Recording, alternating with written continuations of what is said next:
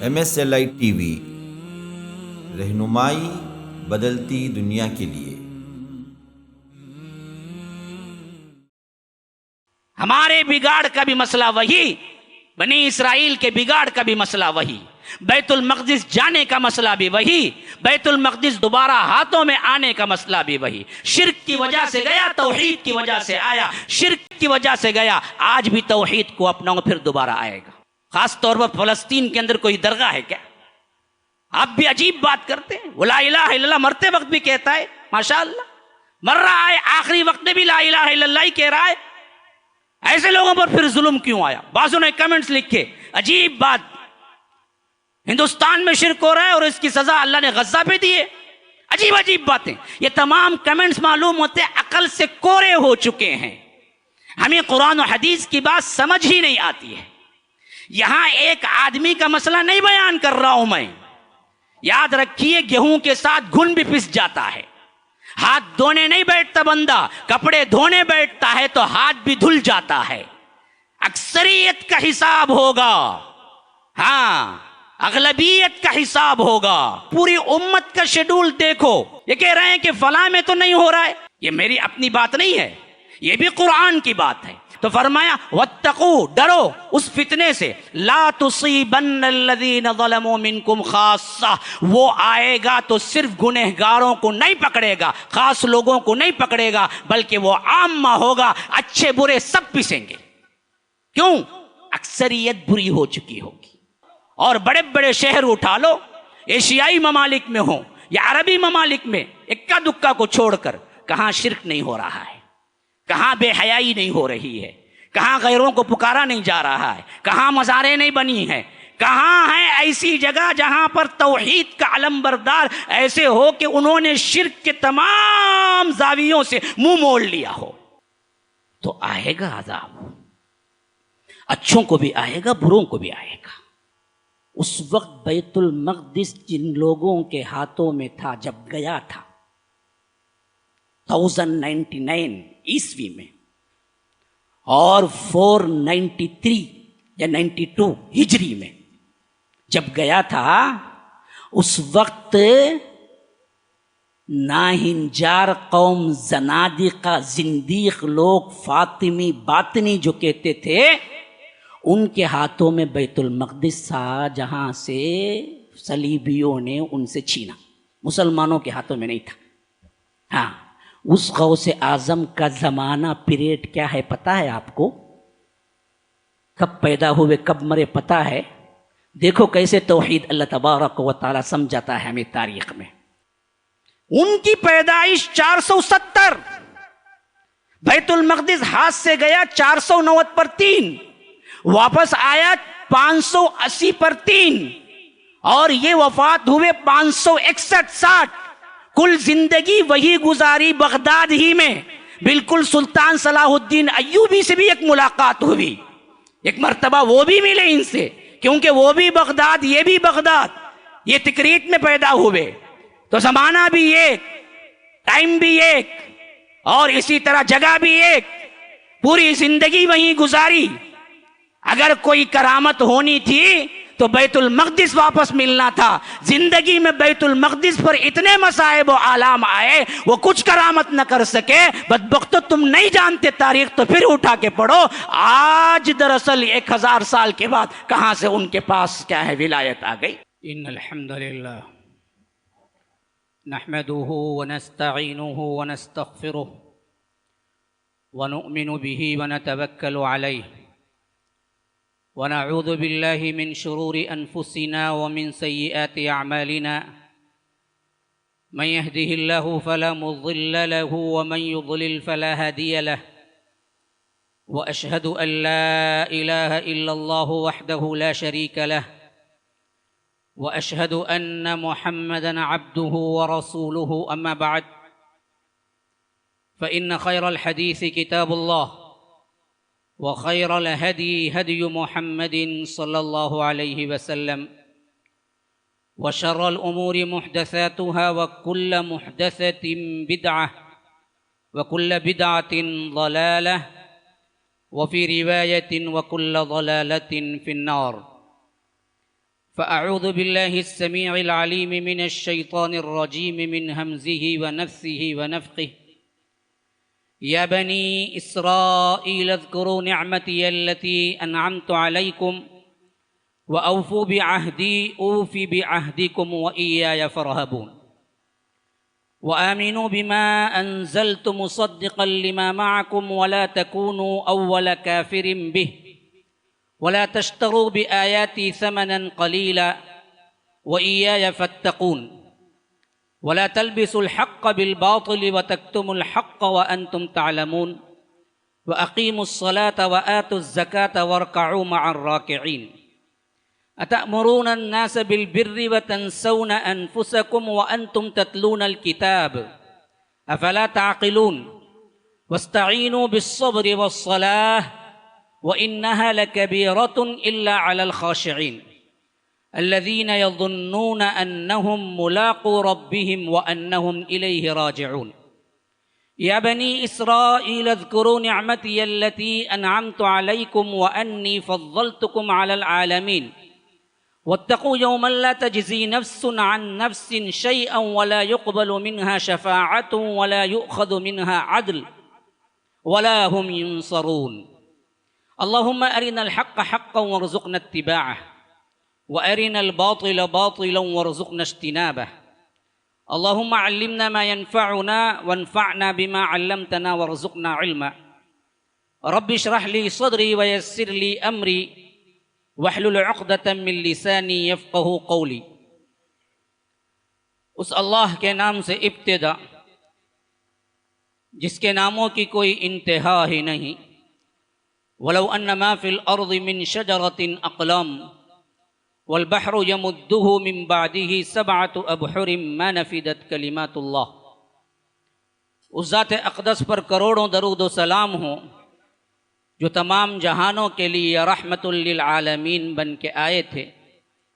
اللہم صلی علی محمد وعلی آل محمد کما صلیت علی ابراہیم وعلی آل ابراہیم انک حمید مجید وبارک علی محمد وعلی آل محمد کما بارکت علی ابراہیم وعلی آل ابراہیم انک حمید مجید. برادران اسلام، واجب الاحترام بزرگوں، دوستوں، عزیز ساتھیوں، لائق احترام ماؤں اور بہنوں، دور حاضر کے اعتبار سے جو حالات مسلمانوں کے ہیں، ان حالات میں سب سے اہم ترین قضیہ جو ہمارے ہاں ہے وہ محترم، مکرم، مقدس مقامات کی بے حرمتی، اور اس سلسلے میں گزشتہ کئی جمعوں سے خاص طور پر میرا خطاب اسی تناظر میں پیش کیا جا رہا ہے. اصل میں ایک واقعہ ہے تنبیہ کے طور پر، جسے میں چاہتا ہوں کہ آپ کے سامنے کھول کے بیان کروں، اور اس سے جو نصیحت اللہ تبارک و تعالی نے ہمارے لیے رکھا ہے اس نصیحت تک ہم پہنچ سکیں، کوشش کریں کہ اس کا ازالہ ہو، اور اس حیثیت سے ہمارے لیے اچھی راہ پھر ایک مرتبہ رب کی طرف رجوع ہونے کی مل جائے. یہ ہم کو کیسے ملے گا؟ کس حیثیت سے ملے گا؟ کہاں ڈھونڈنے پہ ملے گا؟ ہدایت والا راستہ کہاں جانا چاہیے؟ کیسے ڈھونڈنا چاہیے؟ ان تمام کا منبع و مرکز صرف ایک جواب ہے، اللہ کی کتاب قرآن اور اللہ کے رسول کی زندگی سنت مطہرہ. کیونکہ میں ہمیشہ کہا کرتا ہوں، عموماً میرے بیانات کی ابتدا اسی لفظ سے ہوتی ہے کہ اللہ تبارک و تعالی نے اس دین کو کامل و اکمل و اتم بنا کے بھیجا، جو قیامت تک کے لیے جتنے مسائل تمہارے ہیں ان تمام کا حل پیش کرتا ہے، اور اس دعوے کے ساتھ کرتا ہے کہ اگر آپ اس کے مطابق نہیں کریں گے پھر دنیا جہاں کے تم ادیان لے آؤ، اللہ کے ہاں قابل قبول نہیں ہے. وَمَن يَبْتَغِ غَيْرَ الْإِسْلَامِ دِينًا فَلَن يُقْبَلَ مِنْهُ. کچھ بھی کر لو، خانقاہوں میں رہو، تپسیاؤں میں رہو، دنیا چھوڑ کے نکل جاؤ، رہبانیت اختیار کر لو، اللہ کو راضی کرنے کے ہزار بہانے ڈھونڈ لو، ہزار تکالیف جھیل لو، لیکن رب کے ہاں قابل قبول نہیں ہے سوائے دین اسلام کے راستے کے. اب یہ دین اسلام کا راستہ رب العالمین نے کیسے بنایا؟ فرمایا کہ ان الدین عند اللہ الاسلام، اللہ کے نزدیک قانون ہی اسلام ہے، اور اس اسلام پر چلنے کی ہدایت قرآن نے صاف طور پر اپنا امتیاز بیان کیا. ان ھذا القرآن یہدی للتی ہی اقوم. یہ قرآن سائنس کی کتاب نہیں ہے، آپ لامحالہ لاکھوں سائنسی نسخے اس میں سے نکال لیں. یہ قرآن فزکس کی کتاب نہیں ہے، آپ ہزاروں کیا ہیں اس طرح کے فارمولے نکال لیں. یہ قرآن آپ کے معاشی حل کی کتاب نہیں ہے کہ آپ اکنامکس کا ہر ایک فارمولہ اس میں سے نکال لیں. یہ قرآن فلکیات کے بارے میں نہیں بتاتا کہ آپ اپنے طور پر تمام ستاروں کے محل وقوع جان لیں. یہ قرآن آپ کو جانوروں کی ہسٹری نہیں بتاتا کہ آپ زوالوجی، باٹنی اور اس طرح کے تمام علوم کا انبار قرآن سے لے آ کے رکھ دیں. یہ قرآن میں یہ سب کچھ تو ہے، لیکن اصل میں قرآن اس لیے نازل نہیں ہوا، نازل ہوا تو یہدی للتی ہی اقوم، یہ سیدھی راہ بتانے کے لیے نازل ہوا ہے. اصل تو بیوٹی یہ ہے. قرآن اکیڈمی کے نام سے قرآن کے مظاہر اور قرآن کے بیانات، قرآن کا ٹرانسلیشن، قرآن کی خدمت، قرآن کا فلاں فلاں، ان تمام کے نام سے آپ ہزاروں قسم کے علم اس کے اندر سے نکالتے رہیں. لیکن قرآن اپنے آپ کا تعارف کرواتا ہے تو کہتا ہے کہ ان ھذا القرآن یہدی للتی ہی اقوم. یہ قرآن اصل میں سیدھی راہ بتانے کے لیے نازل ہوا ہے. اس سیدھی راہ کو چھوڑ کر آپ دوسرے راہیں اس پہ تلاش کریں گے، مل تو جائے گا کچھ نہ کچھ، مقصدیت کھو جائے گی. یہی حالت آج ہم مسلمانوں کی ہے، جس پر ہم روز بروز سنتے آ رہے ہیں. عالم اسلام کے اندر ہو یا عالم عرب کے اندر ہو یا عالم عجم کے اندر ہو یا انٹرنیشنل طور پر ہو یا نیشنل طور پر ہو، مسلمانوں کی ذلت اور پستی اور اسی طرح مسلمانوں کا معاملہ اس حد تک کمزور اور اس حد تک ذلیل ہے کہ آج ہمارے لیے کوئی چیز اپنی طور پر خود حق اپنے وجود کا ہم جتا نہیں سکتے. یہ حالتیں کیوں ہوئی ہیں؟ اگر سبق حاصل کرنا ہے تو قرآن کی راہ چلتے تاریخ سے سبق لینا ہوگا. جب تک تاریخ سے ہم سبق نہ لیں گے تو ہمارے لیے صحیح طور پر یہ جج کرنا مشکل ہوگا کہ موجودہ حالات میں ہم کہاں ہیں اور کس راستے کو اپنانا ہے. تو اسی تناظر میں اصل میں جب یہ واقعہ ہوا، اسرائیل نے بمباری شروع کی اور غزہ پر مسلمانوں کے اوپر مظالم کا ایک پہاڑ ٹوٹ پڑا. میرے تقریباً پچھلا آپ اٹھا کے دیکھ لیں 4-5 جمعہ جہاں کہیں بھی ہوں میں اسی پر دیتا آ رہا ہوں، اور آج کا تسلسل بھی اصل میں اسی سے ہے. لیکن مقصود یہ نہیں کہ واقعہ یا تاریخ بیان کرنا، مقصود یہ ہے کہ اس سے آج ہم کو سبق لینا ہے. ایک اندھے کی طرح، ایک بہرے کی طرح، ایک اسی طرح گونگے کی طرح یہاں سے گزر نہیں جانا ہے. والذین اذا ذکروا بآیاتنا لم یخروا علیہا صما وعمیانا. اللہ تبارک و تعالی رحمان کے بندے کون؟ سورہ فرقان کے آخری میں فرمایا، کئی صفات بیان فرمائی ہیں، ان میں ایک صفت رب نے فرمایا اذا ذکروا بآیاتنا، جب ان کو آیتیں یاد دلائی جاتی ہیں، جب قرآن پڑھ کے سنایا جاتا ہے، جب نشانیاں ان کے سامنے آتی ہیں. آیت کا مطلب کیا ہے جی؟ نشانی ہے. اگر لغوی اعتبار سے ترجمہ کریں تو آیہ کا مطلب ہے نشانی. سنوریہم آیاتنا فی الآفاق، جیسے رب العالمین نے فرمایا ہم عن قریب تمہارے لیے آسمانوں کی بلندیوں میں نشانیاں ظاہر کریں. جتنے سائنسی علوم ہیں، جتنی چیزیں آپ کے سامنے اب آ چکی ہیں، یہ سب اللہ کی آیتیں ہیں کہ اللہ ایک ہے. اللہ تبارک و تعالی کائنات کا فرما روا اکیلا ہے.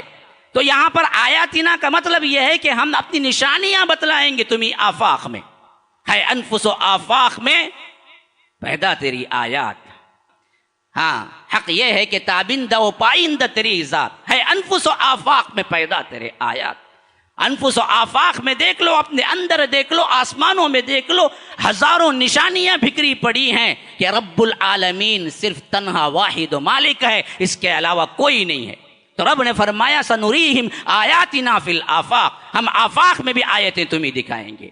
تو فرمایا کہ والذین اذا ذکروا بآیاتنا، جب ہم بتائیں گے، جب ان کو پڑھ کے سنائی جاتی ہیں، جب یاد دہانی کی جاتی ہیں، قرآن کی آیتیں ہو یا تاریخ کی آیتیں ہوں یا اسی طرح دوسرے نشانیاں ہوں جو تمہارے سمجھنے کے لیے رب العالمین نے رکھا ہے، وہ عباد الرحمن والے بندے، اللہ کے بندے، رحمان کے بندے، صم و عمیانا، وہ اندھے بہرے بن کے نہیں گزرتے.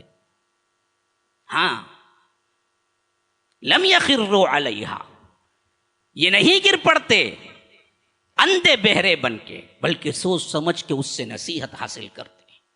لم یخروا علیہا صما و عمیانا، اندھے بہرے نہ بن جاؤ مسلمانوں. یہ اللہ کی آیات ہیں، یہ اللہ کی نشانیاں ہیں، اس کو غور سے سنو، سمجھنے کی کوشش کرو.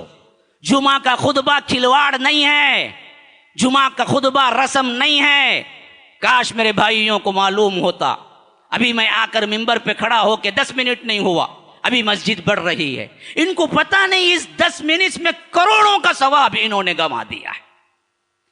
رسم کے اعتبار سے نہ بیٹھا کرو، حوصلہ رکھو، سوچو سمجھو یہ جمعہ کی نعمت رب نے کیسے دی ہے. امام ممبر پر چڑھنے سے پہلے مسجد بھر جانی چاہیے، اور امام ممبر پر چڑھنے کے بعد وہ ثواب نہیں ہے جو ثواب رب العالمین نے امام کے ممبر پر چڑھنے سے پہلے تمہارے لیے رکھا ہے. حتیٰ کہ پوری جمعہ کی تیاری تمہارے لیے پورے ہفتے کی تیاری ہونی چاہیے. ہم تو اسے رسم بنا دیے. بعضوں نے اس کو عربی میں 5-10 منٹ اور 3-4 منٹ کے خطبے بنا کے رکھ دیا، اور نہ اس سے کچھ لینا دینا امام کو ہوتا ہے نہ سامعین کو ہوتا ہے. بس چڑھتے ہیں، کچھ بولتے ہیں، اتر جاتے ہیں. بعد 2 رکعت نفل نماز یا جو بھی آپ سمجھتے ہیں ان کے اپنے عقائد کے. بعض لوگ تو جمعہ کیا ہے مردوں کو ٹال دیا، بعضوں نے مسافروں کو، بعضوں نے عورتوں کو، بعضوں نے تو کیا ہے شہروں کو بھی پامال کر دیا. حالانکہ جمعہ ایک بہت اہم ترین چیز ہے جس کے ذریعے سے نصیحت یاد دہانی کے لیے رب نے رکھا ہے. ہاں، ایک زمانے تک آبادیوں میں بھی جمعہ نہ ہوتا تھا، ہمارے اپنے بھائیوں نے جمعہ معاف کر کے رکھا ہوا تھا. آج دراصل اللہ رب العالمین نے حق کا راستہ دکھایا، بہت سے لوگ پڑھے، سمجھے، سنے، بدلے. ہمارے پاس اس حیثیت سے پہنچی ہے. کہنے کا مطلب یہ ہے میرے دوستو، ہم سنتے کیوں نہیں ہیں، سمجھتے کیوں نہیں ہیں، غور کرتے کیوں نہیں ہیں؟ عقل کے اندھے تو نہیں ہیں. لا تعمل ابصار ولکن تعمل قلوب التی فی الصدور. یہ آنکھوں کے اندھے نہیں ہیں، یہ دل کے اندھے ہیں. جو دلوں کے اندر، سینوں میں جو دل ہیں وہ اندھے ہو چکے ہیں. لہم قلوب لا یفقہون بہا، ان کے دل ہیں لیکن سمجھتے نہیں ہیں. وَلَهُمْ أَعْيُنٌ لَا يُبْصِرُونَ بِهَا، ان کے آنکھ ہیں مگر وہ دیکھتے نہیں ہیں. وَلَهُمْ آذَانٌ لَا يَسْمَعُونَ بِهَا، ان کے کان ہیں وہ سنتے نہیں ہیں.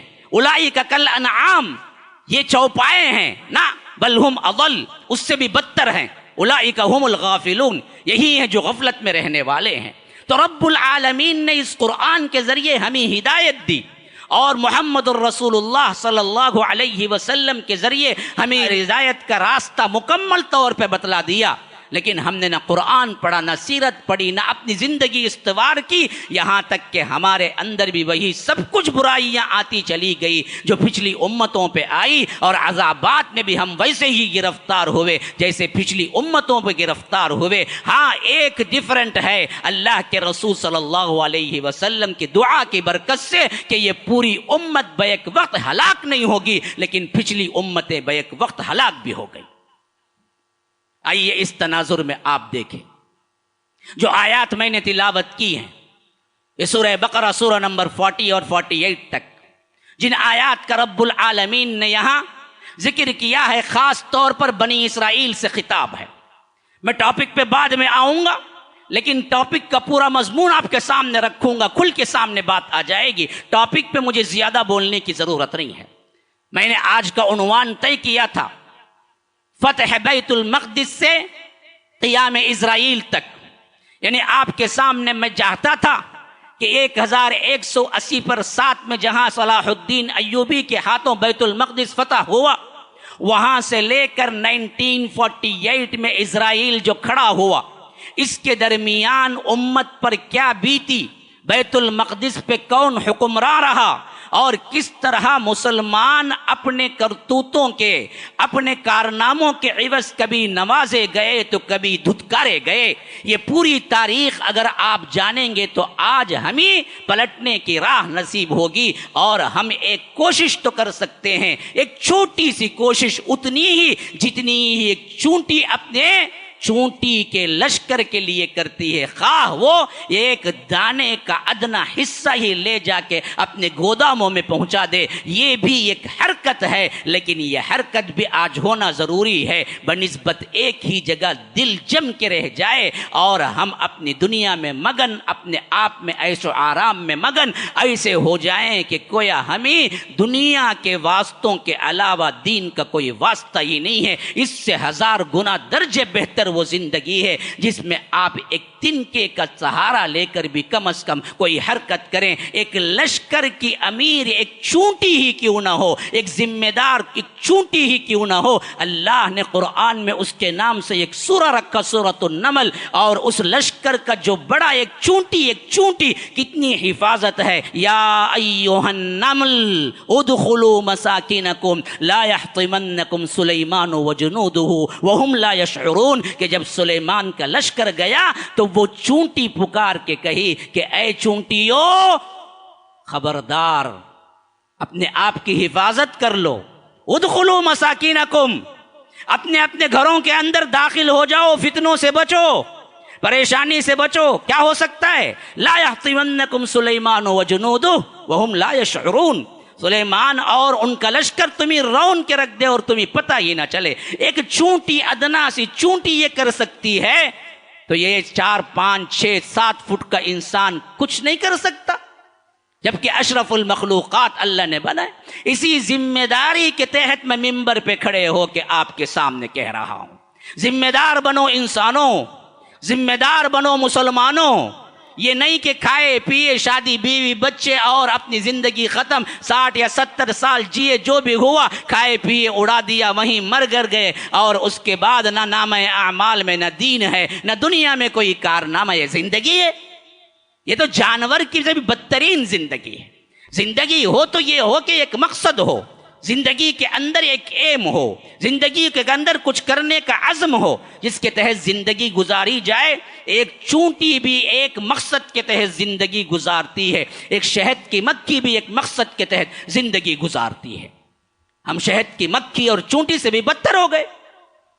تو احساس ذمہ داری ہونی چاہیے کہ میں نے بتایا تھا کہ بیت المقدس جب فتح ہوا، وہاں سے لے کر اسرائیل کے قیام تک کیا حالات تھے جس کے تحت گزر کے ہم آج مکمل اسرائیل کے ہاتھوں فلسطین جا چکا ہے، الا ایک کہ کچھ چیزیں، کچھ جگہیں باقی ہیں اور وہاں پر علل اعلان مظالم ہیں اور پوری دنیا تماشا بنی ہوئی ہے۔ نہ ہمارے پاس سکت ہے منہ کھولنے کی، نہ بولنے کی، نہ اسے روکنے کی، نہ صحیح صلاح دینے کی، نہ ہمیں کچھ کام کرنے کی، کیونکہ ہم بغیر امیر کے، بغیر کاروان کے ایک لٹا پٹا قافلہ ہے جو ہمیں معلوم نہیں کہ کرنا کیا ہے۔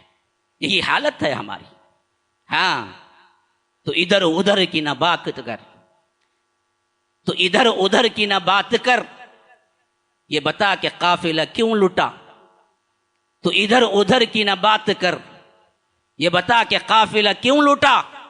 مجھے رہزنوں سے گلا نہیں، تیری رہبری کا سوال ہے۔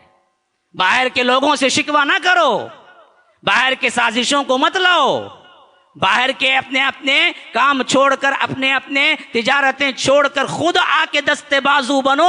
لیکن ہم نے کیا کیا؟ ہر کام ہم نے مخالف دشمن پہ ڈال دیا اور کہہ دیا کہ ہم بری الذمہ ہیں۔ شاعر یہی کہتا ہے کہ مجھے اصل میں کیا ہے، رہزنوں سے، ڈاکہ ڈالنے والوں سے گلا نہیں ہے، تیری رہبری کا سوال ہے۔ رہبر ہی اندھا تھا، رہبر ہی راستہ نہیں بتایا تھا تو ہم راستہ کہاں سے پاتے؟ رہبر ہی جب رہزن رہزن بن جائے، جب باڑ ہی فصل کھانے لگے تو پھر اس فصل کا کیا پوچھنا۔ یہی حالت ہماری اپنی ہے کہ ادھر ادھر کی نہ بات کر، اپنے اوپر منطبق کر کے دیکھو کہ ہم کتنے اچھے ہیں، ہم کتنے دیندار ہیں، ہم کتنے باعمل ہیں، ہم کتنا روتے ہیں، ہم کتنی اصلاح کی تمنا رکھتے ہیں، ہم کچھ کرنا بھی چاہتے ہیں یا خالی خولی باتیں ہیں، تو یاد رکھو ہمارا ہی قصور نکل آئے گا۔ تو ادھر ادھر کی نہ بات کر، یہ بتا کہ قافلہ کیوں لٹا، مجھے رہزنوں سے گلا نہیں، تیری رہبری کا سوال ہے۔ آج ہمارے رہبری کو سوال ہے، کوئی رہبر نہیں، کوئی کارواں نہیں، کوئی میر کارواں نہیں، کوئی قافلہ نہیں، اور ہم مست اپنی زندگی میں مگن، کوئی فلسفیوں کے پیچھے، کوئی اسپیکروں کے پیچھے، کوئی مفکرین کے پیچھے، کوئی اخوانی ذہنیت کے پیچھے، کوئی اس جماعت کے پیچھے، کوئی اس جماعت کے پیچھے۔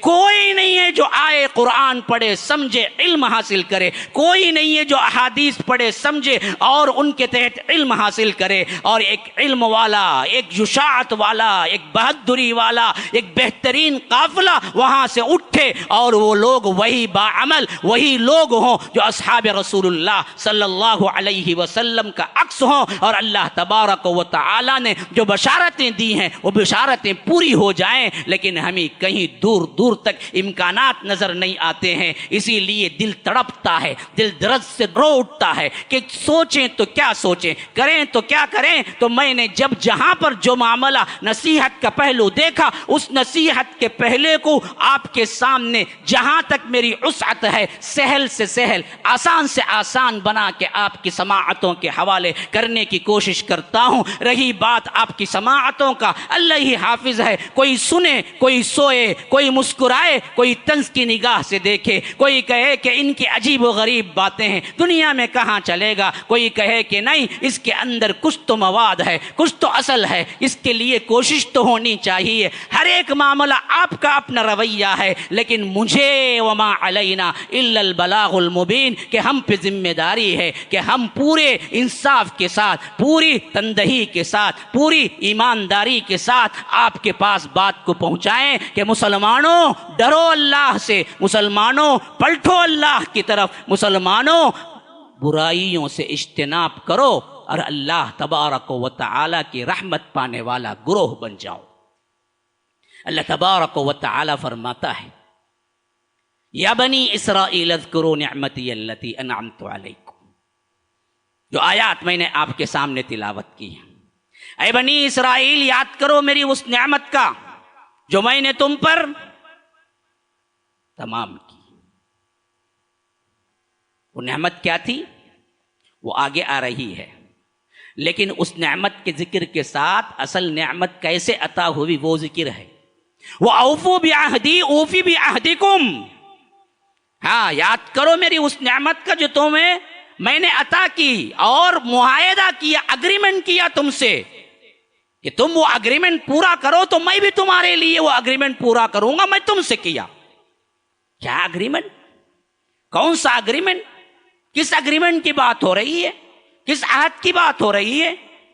اللہ تبارک و تعالی نے دوسری جگہوں پہ اسے اور خلاصہ کر کے پیش کیا ہے۔ قرآن کا یہ اعجاز ہے کہ کہیں اللہ تعالی نے مجمل بیان کیا تو کہیں تفصیل بیان کیا تو کہیں مجمل، اور تفسیر کا سب سے بہتر طریقہ یہی ہے کہ القرآن یفسر بعضہ بعضا کے تحت قرآن کا بعض حصہ بعض حصے کی خود تفسیر کرتا ہے۔ یہاں فرمایا کہ یا بنی اسرائیل اذکروا نعمتی التی انعمت علیکم، اے بنی اسرائیل میری اس نعمت کو یاد کر جو میں نے تم پر کی۔ وَأَوْفُوا بِعَهْدِي أُوفِ بِعَهْدِكُمْ، اور وہ معاہدہ، وہ عہد تم پورا کرو تو میں بھی تمہارے ساتھ پورا کروں گا۔ وَإِيَّايَ فَارْهَبُونِ، دیکھو مجھی سے ڈرنا۔ قرآن میں تلاش کرو کیا معاہدہ ہوا تھا۔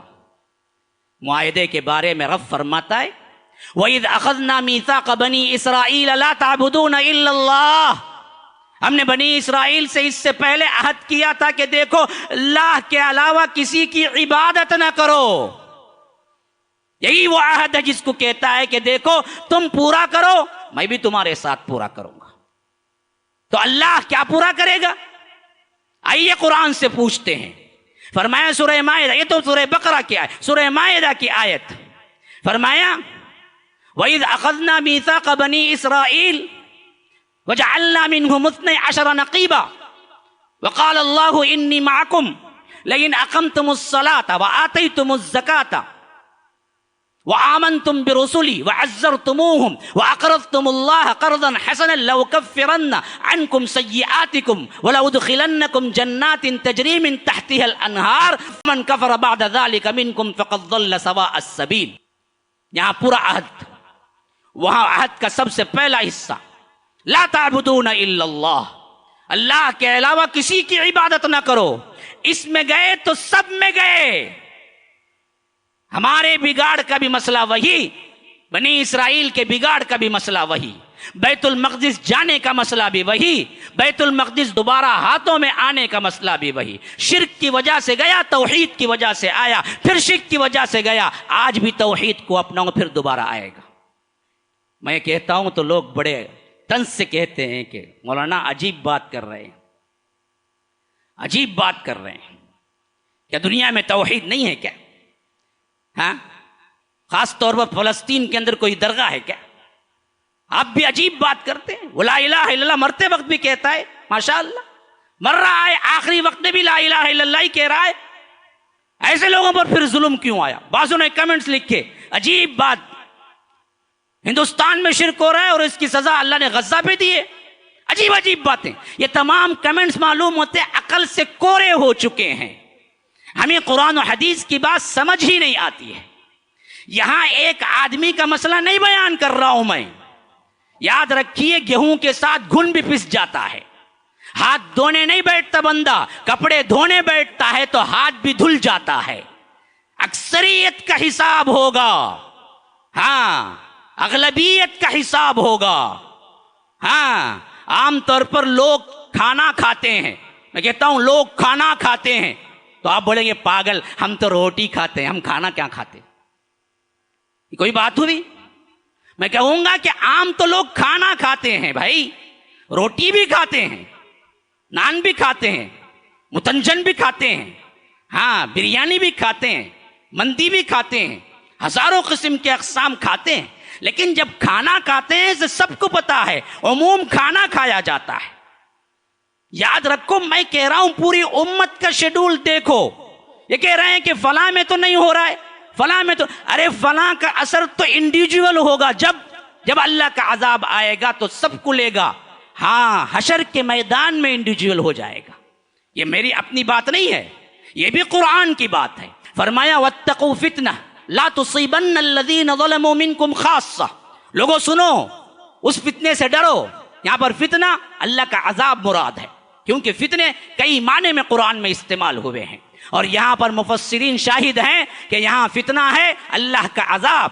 ہاں دنیا کا عذاب خاص طور پر. وہ بھی اللہ کا عذاب کا مطلب یہ نہیں ہے کہ ہو سکتا ہے آسمان سے بجلی پڑے یا آ کر زمین شق ہو جائے یا زلزلہ ہو جائے، یہ بھی مراد. لیکن عذاب دنیاوی میں جیسے مار ہوتی ہے ایک دوسرے کے، جیسے کیا ہے بیماریاں، جیسے مصائب و علامہ، تو فرمایا واتقوا، ڈرو اس فتنے سے، لا تصیبن الذین ظلموا منکم خاصہ. وہ آئے گا تو صرف گنہگاروں کو نہیں پکڑے گا، خاص لوگوں کو نہیں پکڑے گا، بلکہ وہ عامہ ہوگا، اچھے برے سب پسیں گے.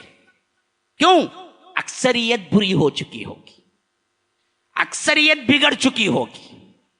ہاں اللہ کے رسول صلی اللہ علیہ وسلم سے اما عائشہ نے پوچھا، جب وہ لشکر جو بیدا کے مقام پر دھسا دیا جائے گا، جو حرم کی طرف جا رہا ہوگا، حرم کی طرف، ہاں حرم کی طرف کون جاتا ہے؟ یا تو عمرے والے جاتے ہیں یا تو حجاج جاتے ہیں، تو نیک ہوگا بالکل، جا رہا ہوگا. اللہ کے رسول صلی اللہ علیہ وسلم نے فرمایا ویسا اللہ تبارک و تعالی کا عذاب آئے گا کہ وہ دھس جائے گا پورا کا پورا. فرمایا کہ اللہ کے رسول کیا ان میں کوئی اچھا بھی نہیں ہوگا؟ پورے دھسے، پورے گئے. فرمایا کہ عائشہ ہاں ہوں گے، متقی بھی ہوں گے، پرہیزگار بھی ہوں گے، اچھے لوگ ہوں گے، لیکن انہیں اٹھایا جائے گا تو الگ سے اللہ تبارک و تعالی دراصل کیا کرے گا؟ ان کے لیے ایمان کی حالت دے گا اور انہیں سرخرو کرے گا. لیکن جس ماحول میں وہ تھے، جو حالت اغلبیت تھی، اس کے ساتھ وہ بھی جائیں گے. ہاں اٹھایا جائے گا تو پھر ایمان پر اٹھایا جائے گا. اللہ کا عذاب اکثریت پہ آتا ہے. اکا دکا گھن گیہوں کے ساتھ گھن بھی پس جاتا ہے, حساب نہیں. عالم اسلام آج اٹھاؤ, بڑے بڑے مصر اٹھا لو اور بڑے بڑے شہر اٹھا لو, ایشیائی ممالک میں ہوں یا عربی ممالک میں, اکا دکا کو چھوڑ کر کہاں شرک نہیں ہو رہا ہے, کہاں بے حیائی نہیں ہو رہی ہے, کہاں غیروں کو پکارا نہیں جا رہا ہے, کہاں مزاریں نہیں بنی ہیں, کہاں ہے ایسی جگہ جہاں پر توحید کا علم بردار ایسے ہو کہ انہوں نے شرک کے تمام زاویوں سے منہ موڑ لیا ہو. تو آئے گا عذاب, اچھوں کو بھی آئے گا, بروں کو بھی آئے گا, سب لپیٹ میں آئیں گے. ہاں ان کی نیتوں پہ اللہ انہیں اٹھائے گا پھر, لیکن جب آئے گا تو سب پکڑے جائیں گے. تو اسی لیے میں کہتا ہوں کہ یہاں غزہ اصل میں ہمارے لیے یہ کوشن ہے, کوشن. ہاں وہاں کے مسلمانوں پر وہ عذاب ہے یا آزمائش, یا اللہ ہی فیصلہ کرے گا. مومن ہوگا تو آزمائش ہوگی, اگر وہاں پر رہتے ہوئے بھی برائی کر رہا ہوگا تو وہ اس کے اوپر آزمائش نہیں, عذاب ہی ہوگا. لیکن ہمارے لیے عالم اسلام کے لیے سوچنے کی بات کیا ہے میرے بھائیوں؟ یہی ہے کہ ہم کیسے پلٹیں, ہم کیسے رہیں, ہم کیسے اٹھیں, ہم کیسے توحید کا کام کریں. ہو سکتا ہے دوسرا فلسطین, اللہ نہ کرے, اللہ نہ کرے, اللہ نہ کرے, ہندوستان بن جائے. حالات کس طرف جا رہے ہیں؟ ہاں نہ سمجھو گے کہ تم مٹ جاؤ گے. ہے ہندی مسلمانوں, تمہاری داستان تک بھی نہ ہوگی داستانوں میں. حالتیں وہی ہیں, اسی کی طرف تو جا رہی ہیں. یہاں پر گاؤں کشی کے نام پر کتنوں کو اڑا دیا گیا, کتنے خاندانوں کو بلڈوزر چلا دیا گیا, کتنے لوگوں کی شناختی کارڈ لے لیے گئے, کتنوں کو جیلوں میں سڑا. آج بھی میں پڑھ رہا تھا, آج بھی, کہ 70% جیلوں کے اندر گھسنے والے نوجوان, خاص طور پر 18 سے 40 کے اندر 70% مسلمان ہیں. تم نے حال دیکھا کبھی جا کے جیلوں کا؟ کیوں درد بندی نہیں ہوتی ہے؟ کیوں اپنے آپ کو اور دوسروں کے اعتبار سے ذمہ دار نہیں تو فرمایا اسی واسطے کہ یہ توحید کو اپناؤ, یہی ضامن ہے اصل میں تم سب کو امن دینے والا. یہ توحید نہیں ہے تو پھر کچھ نہیں ہے. اور یہ توحید کا خلاصہ اللہ تبارک و تعالی نے سورہ مائدہ میں فرمایا, وَإِذْ أَخَذْنَا مِيثَاقَ بَنِي إِسْرَائِيلَ وَبَعَثْنَا مِنْهُمُ 12 نقیبا. ہم نے دراصل بنی اسرائیل سے پختہ عہد کیا, اور وہ عہد کیا تھا؟ انی معکم. یا رب, عہد پورا کرنے کا صلہ کیا ہے جی؟ اللہ نے صاف طور پر گارنٹی دی, اے بنی اسرائیل تمہارے ہم نے 12 نقیب مقرر کیے ہیں, 12 بڑے سردار جو تم پر نگران ہیں. تم ان باتوں کو پورا کرو گے تو ہوگا کیا؟ انی معکم, میں تمہارے ساتھ ہوں گا, میں تمہارے ساتھ ہوں گا. اللہ ہمارے ساتھ ہوگا تو پھر دنیا کی کوئی طاقت ہم سے ٹکرانے کے بعد باقی نہ رہے گی. مسئلہ یہ ہے کہ اللہ کو ہم نے چھوڑ دیا. جو معیت خاصہ رب نے بیان کیا کہ یہ میں تمہارے ساتھ ہی رہوں گا, یہ شرطیہ تھی. کب؟ لئن اقمتم الصلاۃ, جب تم نماز کا قیام کرو گے. توحید اوپر بیان ہو گئی, نمبر 2 سیکشن میں آ رہی ہے بات. لئن اقمتم الصلاۃ وآتیتم الزکاۃ, زکات دو گے. ہم نے زکات کو ٹیکس سمجھ لیا. ہاں اللہ نے کہا زکات دو, ہم اور بخیل بنتے گئے. ہماری حالت کیا ہو گئی؟ اس حد تک ہو گئی کہ ہم نے اپنے تجوریوں کو بھر کے رکھنے پر بھی جو ڈپازٹ کا اماؤنٹ ہے اس کے لیے بھی بندہ فون کر کے پوچھتا ہے, مولوی صاحب اس میں سے زکات میں سے نکال لیے جائے گا. ہاں پتہ ہے, ایسے سوال آئے ہیں مجھے. ہاں آپ کا زیور ہے 100 رن کا, 200 رن کا, ہماری چیز ہے. اللہ کی راہ میں خرچہ کرو جی, بچی کی شادی, زندگی اچھی ہوں گی. نہیں 100 رن کا مال جمع کر کو جہیز میں دیتا کرتے. ارے یہ مال اللہ کی راہ میں خرچہ کر کے بچی کی زندگی کے لیے دعا کر، بچی کی زندگی اچھی ہوں گی، اولاد آئیں گی اور اسی طرح پھلے پھولیں گے، جیسے اللہ نے فرمایا کہ مدرارا ویمددکم باموال وبنین ویجعل لکم جنات ویجعل لکم انہارا، اس طرح خوشگوار زندگی ہوگی۔ وہ تو نہیں کرتا، جمع کے کیا کرتا، جہیز میں دیتا، پھر اس کے بعد سسرال والے اسے گیس بلاسٹ ہوگا بول کو مار ڈالتے، انہیں دیتا 100 رن کا جا کو۔ ہاں گیس بلاک ہوگا، کب تک دلہا مرا کیا؟ آج تک دلہا نہیں مری۔ آپ اٹھاؤ نیوز میں کہیں تبھی دلہا بھی مر کو ہے کیا؟ 2-3 دن کا دلہا گھر کا گیس بلاسٹ ہوا مر گیا بول کو، کیا تبھی ایک تبھی آیا کبھی تبھی؟ ہاں یہاں جمع کر کے رکھ دے، اور گھر میں سیف نہیں بول کے بینک میں لا کر لے کو رکھتا انہیں، وہ لا کر کو سال میں ایک 10-20 ہزار روپے ڈپازٹ دینا پڑتا، وہ ڈپازٹ کا پیسہ کہاں سے نکالنا بول کو مجھے فون کر کو پوچھتا ہے، مول صاحب وہ زکوٰۃ کا پیسہ نکالنا نا، وہ ڈپازٹ کو دیا لے جائے گا پوچھتا۔ ہاں یہ ہماری خصلت ہے۔ تو رکھا کائی کی حفاظت، حفاظت کے لیے تو زکوٰۃ ہی دے دے بس کافی ہے، حفاظت لا کر کی ضرورت ہی نہیں ہے، جاتا نہیں مال، اللہ حفاظت کا ذمہ لیتا ہے، جو مال ادا کرتے ہیں اور جو مال میں سے زکوٰۃ نکالتے ہیں وہ محفوظ ہو جاتا ہے۔ ہم نے خرچ بالکل بند کر لیا، مٹھی بند کر لی، بخیلی کی انتہائی آخری راہوں پہ چل رہے ہیں۔ اللہ نے فرمایا کہ فراغ دلی اپناؤ، یہی حال ان کا بھی تھا، ان کا ایک ہاتھ آگے بڑھ کے تھا اور ہم بھی کسی سے کم نہیں ہے، یہی حالت ہے۔ اللہ نے کہا خرچہ کرو تو انہوں نے کیا کیا؟ خرچہ ہی نہیں، ہم سود بھی کھائیں گے۔ ہاں وَأَكْلِهِمُ السُّحْتُ، یہ سود خور ہیں کہا اللہ نے، ان کا کھانا سود ہے اور ہمارا بھی کھانا، اللہ یہ ماشاء اللہ کوئی بچے تو بچے، عموماً سود ہے، عموماً کارڈز کے ذریعے، اس کے ذریعے، اس کے ذریعے جو ملتا، جو بھی رقم یا کچھ بھی نہیں ملے تو ان سے لوگوں سے کیا ہے، قرضہ لے کو نہیں دینا، چھپ لے کو پھرنا خالی۔ ہاں نہیں دینے کی نیت سے لیتا، پہلے ایک 5,000 دو نا جی، کب جی دیں گے؟ وہ کہ دے دو تجھے، کیا جی ہمارے تمہارے میں کیا جی ہے، ایسا پوچھتے ہیں تمہیں؟ نہیں بھائی لکھ کو دو، ارے کیا جی کیا دیکھ، پیسہ پوچھتے ہی دشمن بن گیا نا جی، لکھ کو دو بولنا غلط کیا بھائی؟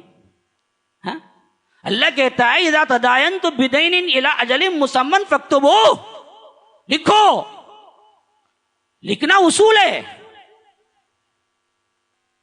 کیوں دینے کی نیت ہی نہیں ہے؟ کتنے لوگ قرضدار اس حیثیت سے لیتے وقت متعین ہوتا ہے کہ دینا تو نہیں ہے اس کو ہم، ہاں بس لے لیں گے بول کے، دوسرا کیا؟ یہی حالت تھی ان کی بھی ان کی بھی۔ تو فرمایا لئن اقمتم الصلاۃ وآتیتم الزکاۃ وآمنتم برسلی، میرے رسول پر ایمان لانا۔ ہم نے کیا کیا؟ ولیوں پر ایمان لائے، ولیوں پر، رسولوں پہ کیا ایمان لائے جی؟ ہم لائے ہوتے تو ہمارے اندر فرقہ حنفی، مالکی، حنبلی، شافعی، سہروردی، قادری، چشتی، فلاں فلاں فلاں بنتا کیوں؟ ہاں ایک ہی بنتے، محمدی بنتے یا سلفی بنتے۔ ہاں دونوں نام قرآن اور حدیث میں ذکر ہوئے ہیں، اس اعتبار سے بنتے تو یہی بنتے، یہ فرقہ ہے ہی نہیں، یہ قرآن و سنت پر چلنے والوں کا نام ہے، بس کوئی فرقہ نہیں ہے۔ ہاں وآمنتم برسلی وعزرتموہم، اور عزت کرو رسول کی، وَأَقْرَضْتُمُ اللَّهَ قَرْضًا حَسَنًا، اور اللہ تبارک و تعالی کی راہ میں اچھا قرض دو۔ تو معلوم ہوا زکوٰۃ کے علاوہ بھی دیتے رہنا۔ ہاں اچھا قرض کیا مطلب؟ کیا مطلب؟ اللہ کی راہ میں زکوٰۃ کے علاوہ بھی نوافل خرچے دیتے رہنا، کہ دیتے رہنا، نکلو نکلو نکلو۔ تو ہوا کیا؟ لَأُكَفِّرَنَّ عَنْكُمْ سَيِّئَاتِكُمْ، اللہ تمہارے گناہوں کو، تمہاری برائیوں سے تم کو دور کر دے گا۔ ہاں وَلَيُدْخِلَنَّكُمْ جَنَّاتٍ تَجْرِي مِن تَحْتِهَا الْأَنْهَارُ، اور اللہ تبارک و تعالیٰ تمہیں ایسے باغات میں داخل کرے گا جس میں تم ہمیشہ رہیں گے۔ یہ سب کچھ سن لینے کے بعد ہوا کیا؟ وَمَنْ كَفَرَ بَعْدَ ذَلِكَ، اس کے بعد بھی جنہوں نے کفر کیا یہی ہیں فاسق لوگ، اور یہی ہوا بھی۔ اللہ تبارک و تعالیٰ کہتا ہے فَبِمَا نَقْضِهِمْ مِيثَاقَهُمْ لَعَنَّاهُمْ وَجَعَلْنَا قُلُوبَهُمْ قَاسِيَةً، یہ میثاق عہد کے بعد بھی، یہ زبردست اگریمنٹ کے بعد بھی ان لوگوں نے توڑ دیا، اور اس کی وجہ سے اللہ نے ان پر لعنت فرما دی اور ان کے دل سخت کر دیا۔ اب ہدایت اندر داخل نہیں ہوتی، لاکھ قرآن سنو، لاکھ حدیث سنو، کچھ نہیں اندر جاتا۔ یہی حالت ہے میرے بھائیوں۔ آپ سوچ رہے ہوں گے کہ یہ فتح بیت المقدس کا قصہ سنانے والے ان آیتوں میں کیا ہے؟ ان آیتوں میں ہمارے لیے وہ سبق ہے۔ اب آؤ اصل تاریخ سنو کہ جب سلطان صلاح الدین ایوبی یہاں سے لے گئے تھے تو اس وقت آپ کو معلوم ہے دو باتیں حیران کن ہیں جب میں نے اس کے لیے مطالعہ کر رہا تھا۔ ایک بات جانو اچھی طرح، اس وقت بیت المقدس جن لوگوں کے ہاتھوں میں تھا جب گیا تھا 1099 عیسوی میں اور 493 یا 92 ہجری میں جب گیا تھا، اس وقت ناہنجار قوم، زنادقہ، زندیق لوگ، فاطمی باطنی جو کہتے تھے، ان کے ہاتھوں میں بیت المقدس تھا، جہاں سے صلیبیوں نے ان سے چھینا۔ مسلمانوں کے ہاتھوں میں نہیں تھا۔ معلوم ہے آپ کو؟ جو مسلمانوں کا بھیس طاری کر کے فاطمی تھے، ان کا بادشاہ تھا افتخار الدولہ۔ جب آیا لشکر صلیبیوں کا، افتخار الدولہ نے کہا کہ بھائی دیکھو جو ہوا سو ہوا، مجھے بھاگنے کی اجازت دو۔ تو وہ لوگ اتنا سونا طے کیے، وہ سونا جو کچھ بھی مانگے دیا اور پچھلے دروازے سے نکل گیا۔ جو کچھ بھی سنی لوگ تھے، جو کچھ بھی وہاں پر مسلمان تھے، ان سب کو چھوڑ کے بھاگا، جس کے عوض ان بدبختوں نے اتنا مارا کہ گھوڑے کے گھٹنے ڈوب گئے۔ یہ بات میں گزشتہ کے تاریخ میں نہیں بولا، آج میں سنا رہا ہوں آپ کے لیے۔ ہاں، جو کہتے ہیں نا کہ وہاں تو مسلمان ہے، لیکن تاریخ کا مطالعہ کرو، ہاتھ سے کب گیا؟ فلسطین اس وقت ہاتھ سے گیا جب فاطمیوں کی حکومت اور افتخار الدولہ کا کنٹرول تھا، اور یہ بدبخت زنادقہ، زندیق اور کافر اور شیعہ، غالی شیعہ تھا، اس کے ہاتھوں میں تھا۔ علل اعلان برائیاں ہوتی تھی۔ تو پھر صلیبیوں کو اللہ نے وہ قوت دے دی کہ انہوں نے بیت المقدس کو پھر لے لیا۔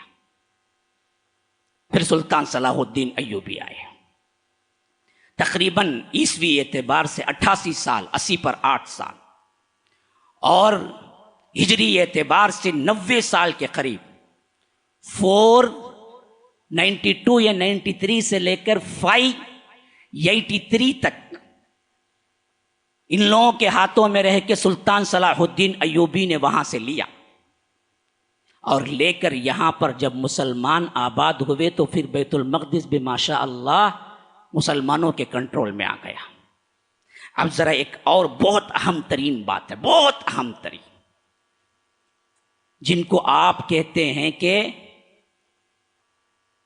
تمام دنیا کے ولیوں کے سروں پر جن کا پاؤں ہے، بغداد شریف میں جا کے، ہاں کیا بولتے، بہت بڑے ولی، پیران پیر عبد القادر جیلانی، غوث اعظم، سب کی مدد کرنے والے، وہ ایک بیوقوف ہے جو اللہ کی جیسی تعریف ہے جو میں عموماً پڑھتا ہوں، وَلَوْ أَنَّ مَا فِي الْأَرْضِ مِنْ شَجَرَةٍ أَقْلَامٌ وَالْبَحْرُ يَمُدُّهُ مِنْ بَعْدِهِ سَبْعَةُ أَبْحُرٍ مَا نَفِدَتْ كَلِمَاتُ اللَّهِ، کہ اللہ کہتا ہے اپنی تعریف میں کہ اگر سمندر ساتوں سیاہی بنا دی جائے اور پورے دنیا کے درخت کیا ہیں لکڑیاں بنا دی جائیں، پھر اللہ کی حمد لکھی جائے تو اللہ کی حمد ختم نہیں ہوگی، لکڑیاں اور سیاہی ختم ہو جائے گی، اور دوسری مرتبہ 7 سمندر جمع کیے جائیں تب بھی اللہ کی حمد ختم نہیں ہوگی۔ یہی آیت پڑھ کے بدبخت یہ کہے امین القادری کے نام سے اس دنیا میں جیتا ہے آج تک بھی بے حیائی کا منہ لے کر، وہ کہتا ہے کہ یہی تعریف میرے غوث اعظم کی ہے۔ ہمارے ذہنوں میں کچھ نہیں رینگتا، توحید کی کوئی عظمت نہیں اٹھتی دل سے۔ ہاں، اس غوث اعظم کا زمانہ پیریڈ کیا ہے پتہ ہے آپ کو؟ کب پیدا ہوئے کب مرے پتہ ہے؟ دیکھو کیسے توحید اللہ تبارک و تعالی سمجھاتا ہے ہمیں تاریخ میں۔ وہ پیدا ہوئے 470 ہجری میں، وفات ہوئی 561 ہجری میں، 90 پر 1 سال جیے۔ یہ پورا زمانہ وہی زمانہ ہے جو بیت المقدس صلیبیوں کے پاس تھا۔ وہ صلیبیوں سے واپس نہیں لے کے اپنی زندگی میں، بلکہ سلطان صلاح الدین ایوبی کو لڑ کے جا کے لینا پڑا۔ اگر کچھ قوت ہوتی اس ولی کے پاس تو سب سے پہلے وہ بیت المقدس تو لیتے ان کے پاس۔ ان کی پیدائش 470، بیت المقدس ہاتھ سے گیا 490 پر 3، واپس آیا 580 پر 3، اور یہ وفات ہوئے 561-60۔ کل زندگی وہی گزاری بغداد ہی میں۔ بالکل سلطان صلاح الدین ایوبی سے بھی ایک ملاقات ہوئی، ایک مرتبہ وہ بھی ملے ان سے، کیونکہ وہ بھی بغداد یہ بھی بغداد، یہ تکریت میں پیدا ہوئے، تو زمانہ بھی ایک، ٹائم بھی ایک، اور اسی طرح جگہ بھی ایک، پوری زندگی وہیں گزاری۔ اگر کوئی کرامت ہونی تھی تو بیت المقدس واپس ملنا تھا۔ زندگی میں بیت المقدس پر اتنے مصائب و آلام آئے، وہ کچھ کرامت نہ کر سکے۔ بدبختو تم نہیں جانتے تاریخ تو پھر اٹھا کے پڑھو۔ آج دراصل 1000 سال کے بعد کہاں سے ان کے پاس کیا ہے ولایت آ گئی۔ اس حیثیت سے آپ آگے جائیے۔ یہاں پر پھر سلجوقی رہے، پھر اس کے بعد عباسی آئے، پھر اس کے بعد آگے جا کر عثمانی آئے۔ اب آخری میں سنو کیا ہوا۔ عثمانیوں کے اپنے معاملات اتنے کمزور ہوتے چلے گئے۔ عبد الحمید ثانی آخری بادشاہ 1922 to 24 وہاں سے خلافت گئی۔ 1924 کے آخری زمانے تک تو ان کے ہاتھوں میں تھا پورا ترکیہ، اور ترکیہ اتنا بڑا تھا جب یہ بٹا تو تقریباً کئی ممالک آزاد ہوئے۔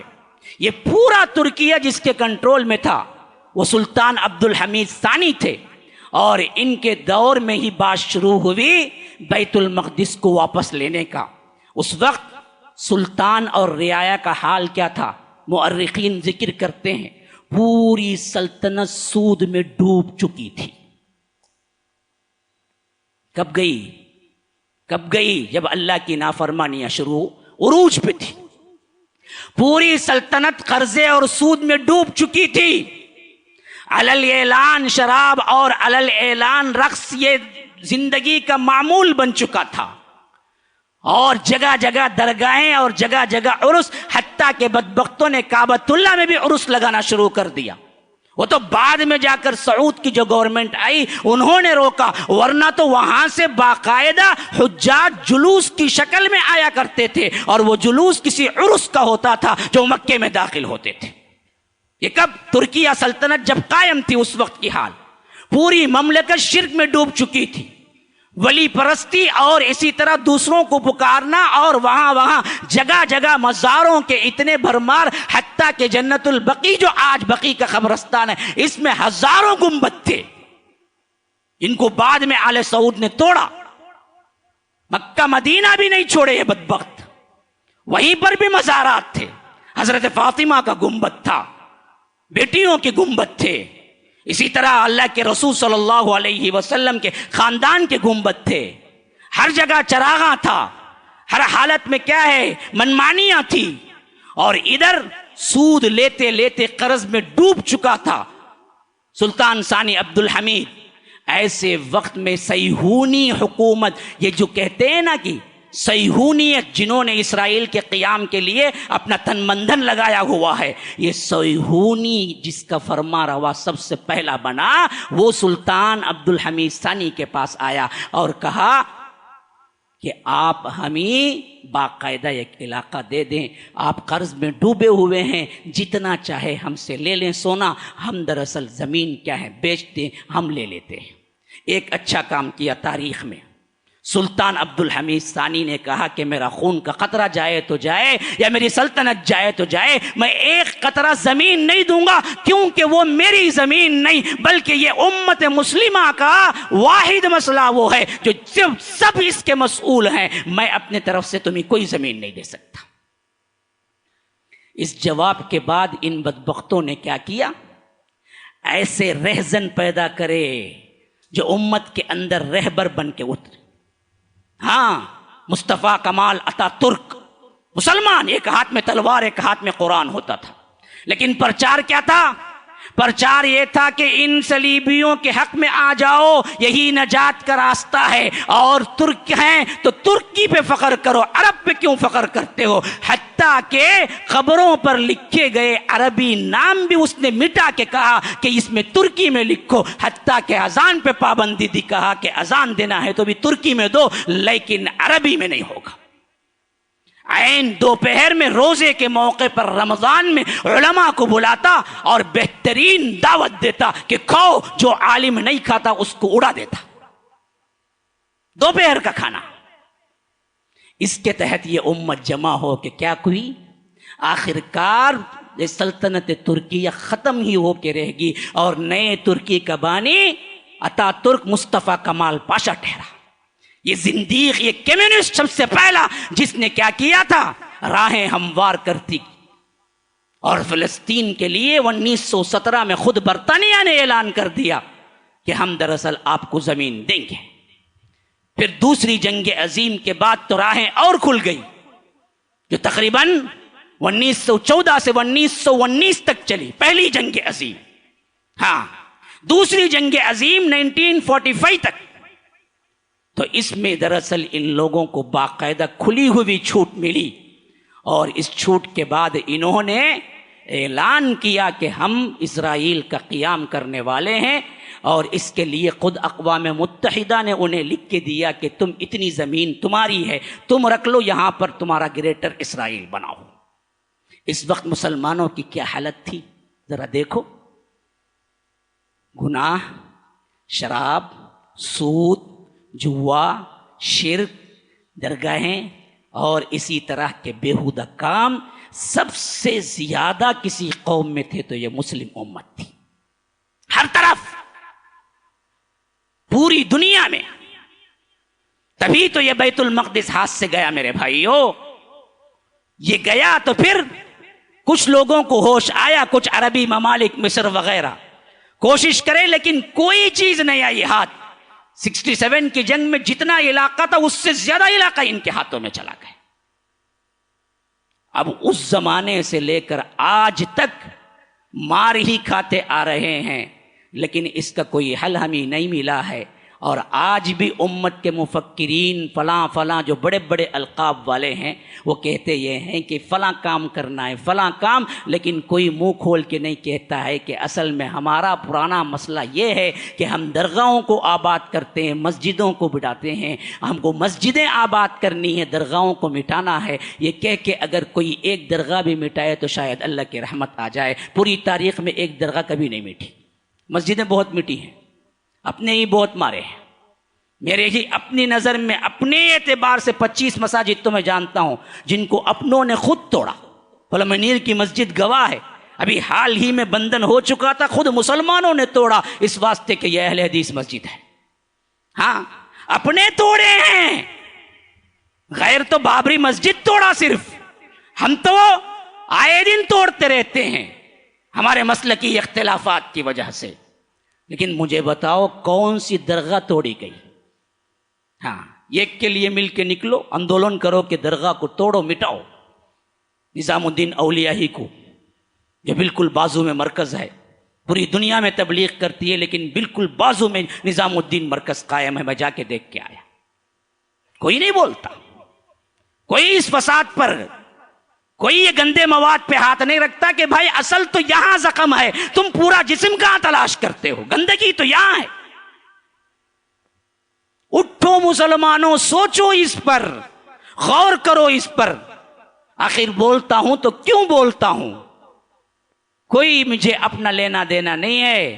کل اللہ کے پاس مجھے کھڑے ہونا ہے، پیغام پہنچانے کی ذمہ داری ہے یاد رکھیے یہ سوچ میں دینا چاہتا ہوں، خواہ 2 افراد قبول کر لیں، 3 کر لیں، 4 کر لیں، کوئی مسئلہ نہیں، کوئی نہ کرے، لیکن اللہ کے ہاں کل میں جواب دہ ہوں کہ اے اللہ جب پوری دنیا میں بت پرستی اور شرک اور درگاہیں عام تھی، میں نے یہ پیغام دیا تھا کہ اللہ کو منانا ہو تو درگاہوں کو مٹاؤ، مسجدوں کو آباد کرو۔ ھذا وباللہ التوفیق، صلی اللہ وسلم علی نبینا محمد۔ اسأل اللہ لی ولکم ولسائر المسلمین من کل ذنب فاستغفروہ انہ هو الغفور الرحیم۔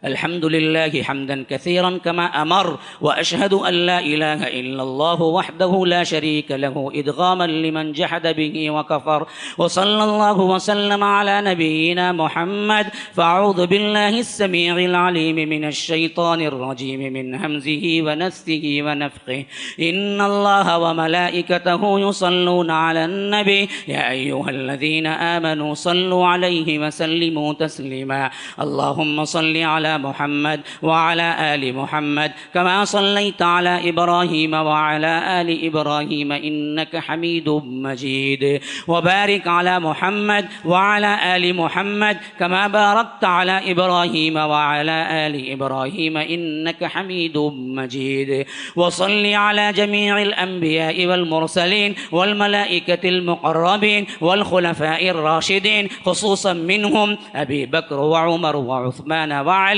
رضوان الله تعالى عن الصحابة كلهم أجمعين، فأعوذ بالله من الشيطان الرجيم، إن الله يأمر بالعدل والإحسان وإيتاء ذي القربى وينهى عن الفحشاء والمنكر والبغي يعظكم لعلكم تذكرون، اذكروا الله يذكركم وادعوه يستجب لكم ولذكر الله أكبر والله يعلم ما تصنعون۔